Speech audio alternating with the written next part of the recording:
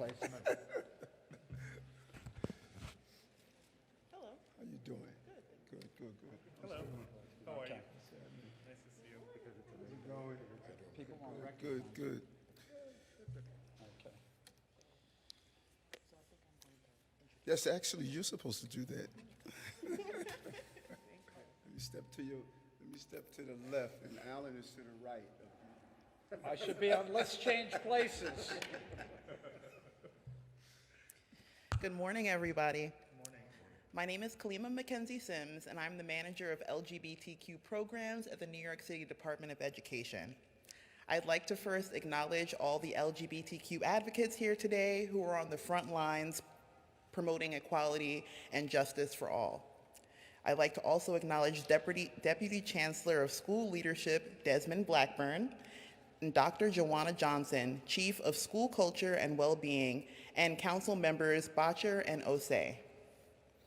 The Department of Education understands and acknowledges that every student deserves to be heard, seen, affirmed, especially our LGBTQ young people.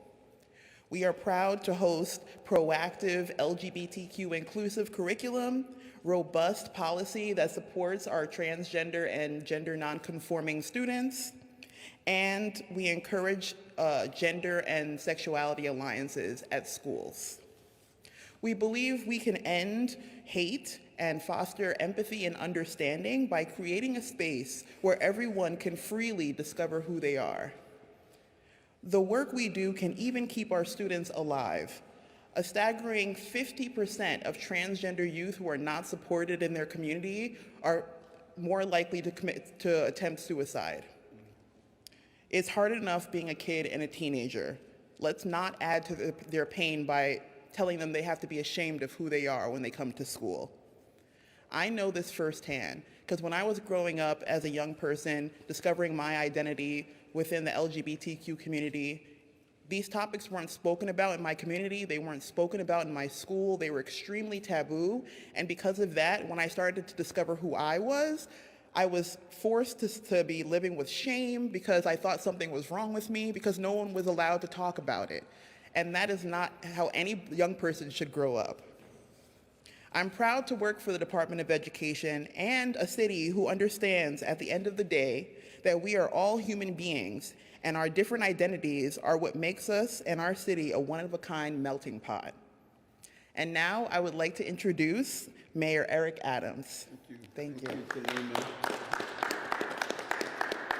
Thank you, Kalima, and really for that personal narrative around what life was like. I remember being a captain in the 6th Precinct in downtown Manhattan, going over to Christopher Street to the park on the pier, talking to some of the young people who, when they decided to talk to their parents about who they wanted to be, and their parents, some of them were thrown from their homes, they were runaways, and I think that you're right, it's a matter of life and death that we are joining this conversation. And I want to thank the advocates here. Alan, you have been an advocate for these issues for so long, and this is the city of Stonewall.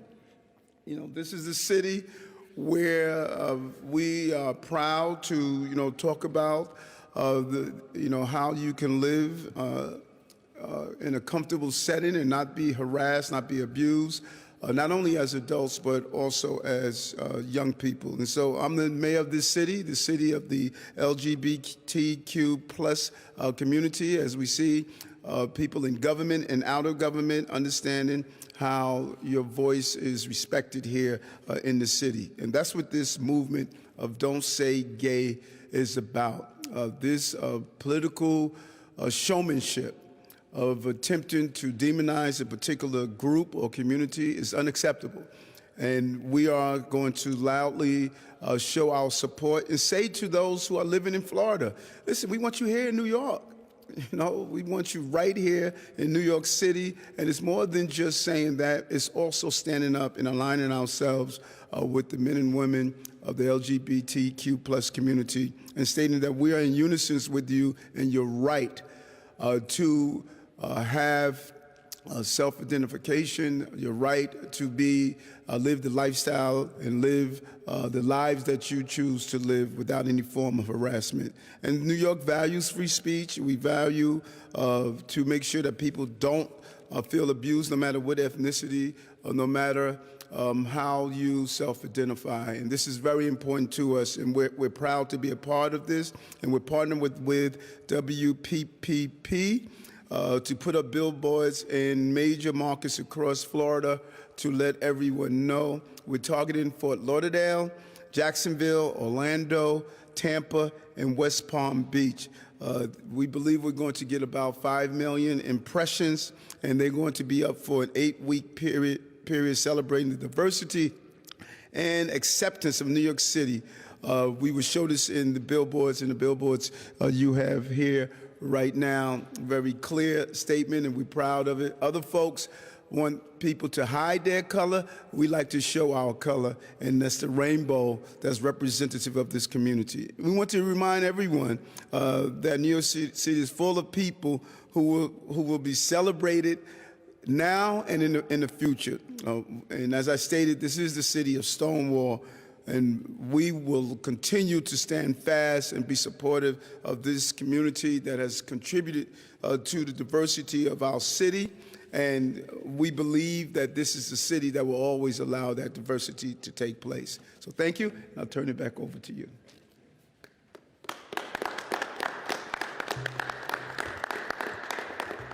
I'd like to now introduce Kevin Jennings, Chief Executive Officer at Lambda Legal.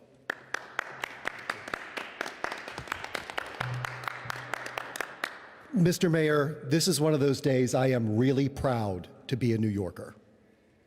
This kind of leadership is not something the LGBTQ plus community has had often in history. Instead, people of power have tried to erase us. During the Middle Ages and the Inquisition, LGBTQ plus people were burned at the stake. The Nazis put us in camps. During the Reagan administration, the government stood by and did nothing while tens of thousands of people died. More men who have sex with men died of AIDS in New York alone than Americans died in the Vietnam War. So we welcome a person with power who uses his forces for good, who sends a message to young people that they matter, that they are valued, that they are loved. Because I could tell you as a former teacher, if a student doesn't feel like you care about them, they will not survive and thrive in the world. So this campaign sends an important message to young people, not just in Florida, not just in New York City, but around the country and around the world, that there are leaders like Mayor Adams who care about them and that they are not alone. And on behalf of Lambda Legal, the nation's oldest LGBTQ Rights Plus organization, I want to say thank you for your leadership, Mayor Adams.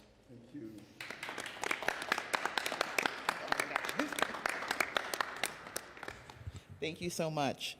I'd like to now introduce longtime LGBTQ plus advocate, Alan Roskoff. Thank you. Thank you, and thank you, Mr. Mayor. I urge people to listen to the mayor's speech when he was on the floor of the state senate on behalf of marriage. I'm thrilled to be here today, and I have some suggestions, because no matter what you do, Mr. Mayor, I'm going to suggest more. Our students in the city still feel threatened and intimidated and are afraid to come out. In fact, many teachers who are out to their colleagues are afraid to come out to their students. So here's what I suggest for the upcoming LGBTQ Pride Month. I suggest that all these posters be posted in every school. I suggest that there be a banner as students walk into their schools saying, "Celebrate LGBTQ Pride."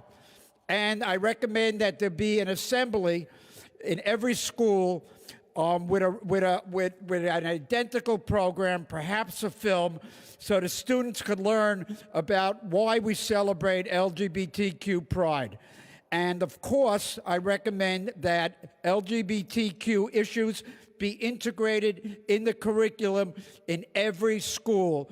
And the classrooms, when they teach history or any other subject, whether it be sex education or whatever, that we're part of the discussion and we're part of the curriculum. We have a lot of work to do. I know what it meant to grow up and be isolated and not respected and in fear of telling anyone that I was gay, and that still exists in our schools. So for Pride, let's do incredible things, and there are many of us in the community that will work with you with ideas and to make sure that these things happen.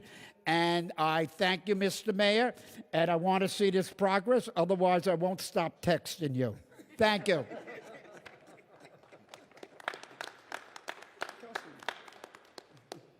Sure. Hello, everyone. I do want to commend the mayor for his leadership in this act of solidarity with the LGBTQ community.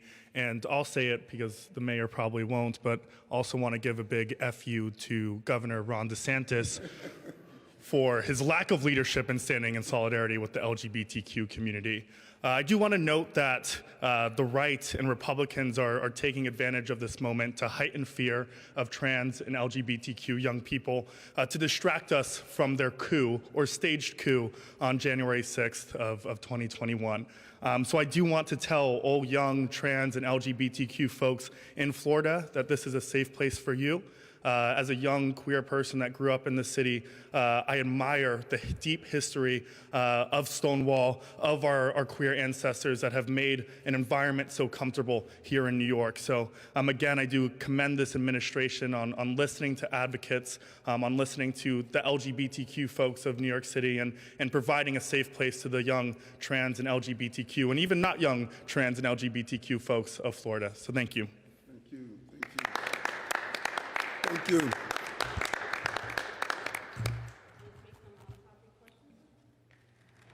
Yeah, Mr. Mayor. Last week, Governor DeSantis of Florida said something along the lines of New Yorkers, people in high-tax Democratic states are fleeing and coming to Florida. What do you say in the context of this situation where his state is, according to you, making itself unwelcome to certain people? I never thought in my life I would be quoting Arnold Schwarzenegger, but they'll be back.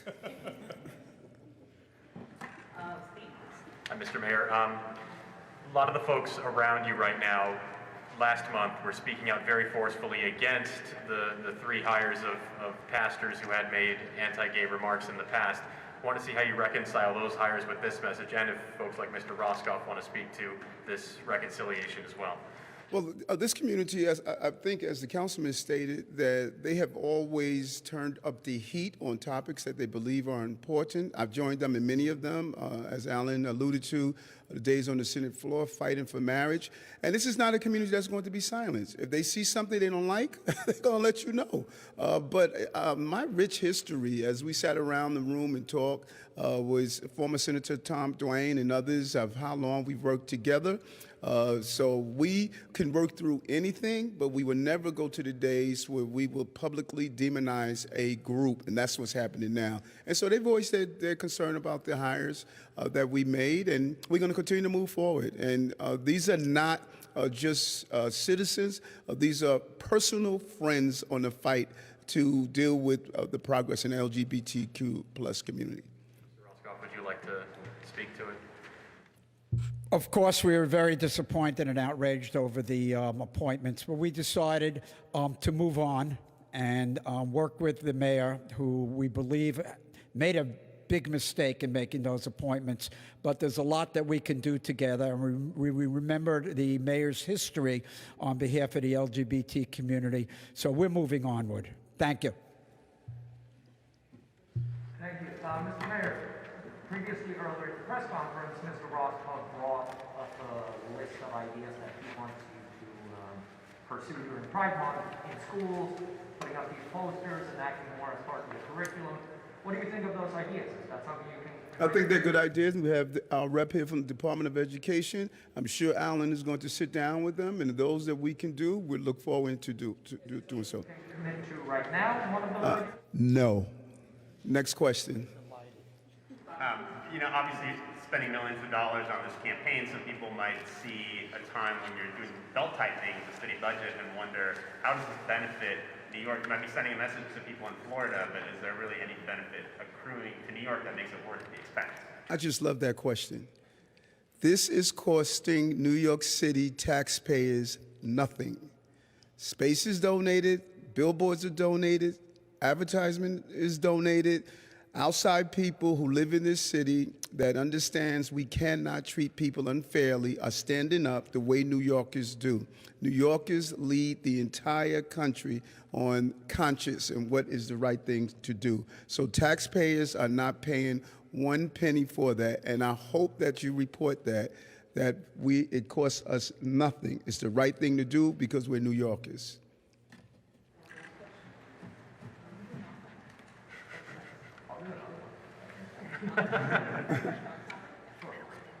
So, on another point, when you met with Mr. Roskoff and other of the LGBTQ community leaders next to you last month, they laid out a list of demands that they wanted you to act on, including creating a city hall office dedicated to LGBTQ issues that would have an actual budget. Do you have any update for us on if you're going to act on any of those demands? No. Another question? All right, that's it for on-topics. Now we're going to take off-topics, so give me a second. Yeah, you guys can bounce. You don't have to be part of this. Thank you. I'll see you later.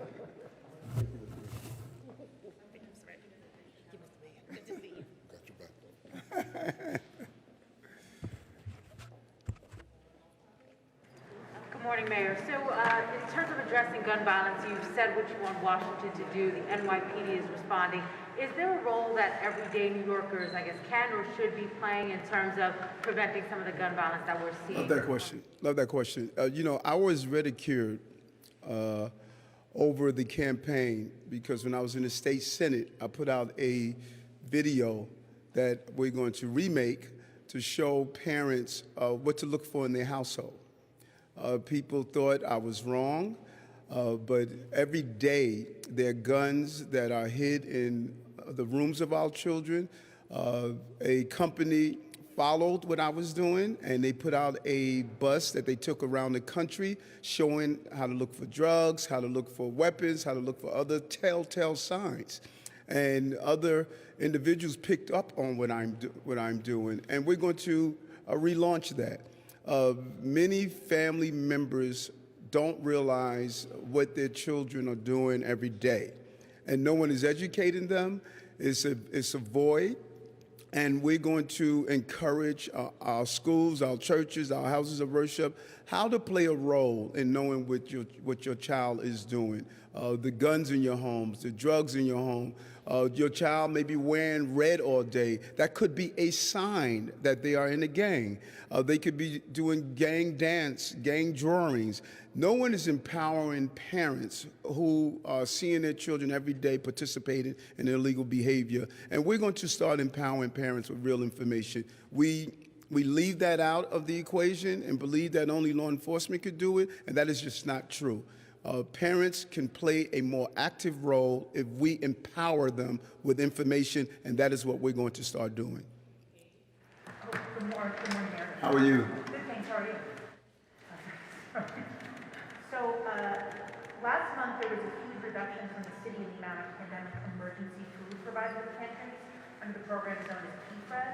I guess the program was intended to be temporary and COVID-related, but there wasn't any advance warning when these mid-year cuts happened and there's been no explanation given. So I'm just wondering if you could explain what happened. Did the program overspend its budget? And is there a plan in your administration to address concerns about the amount of food being provided between now and June that is much needed by people going to these pantries? Let me look into that. Fabian, we'll get back to you. I'm not sure what happened with it. Mr. Mayor, as you know, the state budget is still being negotiated, and there's the idea of extending 421A for another year on the table. What do you think of that proposal? I think they should. I'm a supporter of the modifications that are needed, and I think we should be able to come to a closure on it. We need housing. We need to continue to have more housing, and I think that if we make the modifications, that they can come to a deal. And so I'm hoping they're able to do so. Mr. Mayor, on the city budget side, the council just put out a proposal asking for another $3 billion to enhance the streets master plan, put in many more miles of bus lanes and bike lanes and pedestrian plazas. I know we don't necessarily want to negotiate the budget right here, but how receptive are you to that big increase when I know you're looking for a lot of budget decreases? We don't want to negotiate the budget here. We don't want to negotiate the budget here. We don't want to negotiate the budget here. I'm a biker, but we don't want to negotiate the budget here. Hi, Mr. Mayor. Just following up on that question about the $3.1 billion request from the council. So is that something, if you say you don't want to negotiate, that you will add that? No, I said we don't want to negotiate the budget here, not that topic. I'm a biker. I'm I'm a Metro card user. I believe in public transportation, but this is not the place to negotiate the budget. We will negotiate the budget with the city council, and then we'll roll out what the budget is going to be. What is your allocation? Because the budget, like the mayor's budget, doesn't actually specify the number allocated for the master I'm going to start that question again because I lost you because of your mask muffling. Ask the question again. The budget doesn't actually specify the dollar amount allocated to the street master plan. So the council asked for $3.1 billion, but what have you allocated to it? We'll have Jock get back to you and give you the exact number. Hi, Mr. Mayor. 3 weeks ago, you told parents to trust you, that you would unmask our toddlers. 10 days ago, you stood right here and you said that the masks would come off on April 4th. That has not happened. You reneged on your promise, and not only did you renege on your promise, you had your lawyers race to court on Friday night to overturn a state court. No. Let her finish because you let her start. Go ahead and finish, ma'am, okay? But you got to come to a conclusion. Can't do it. Okay, come to a conclusion and turn on your phone so you can get my answer correctly. But come to a conclusion. Okay, how are you back there? March 17th that you would trust me, I will unmask your toddlers. You had your lawyers race to court on Friday night, arguing that there would be irreparable harm if children under 5 were allowed to take off their masks today, along with their older siblings in school. So my questions are, what is the irreparable harm to children aged 2 to 4 taking off their masks, just as they do in Long Island, just as they do in Westchester? When will you unmask our toddlers? Thank you. As I stated, as you indicated, I made the announcement that we were looking to announce today, which is Monday, to take the mask off to 2 to 4 years old. But I also stated, if we see an uptick, we will come back and make the announcement of what we're going to do. We're going to pivot and shift as COVID is pivoting and shifting. There's a new variant. The numbers are increasing. We're going to move at the right pace, and that's the role I must do. That's what I stated. I'm living up to my promises. If I have to pivot and shift and have other adults do something different, I'm going to do so. I'm going to continue to do so. I answered your question. If you want to follow up, we could do a follow-up, but I answered your question. Thank you.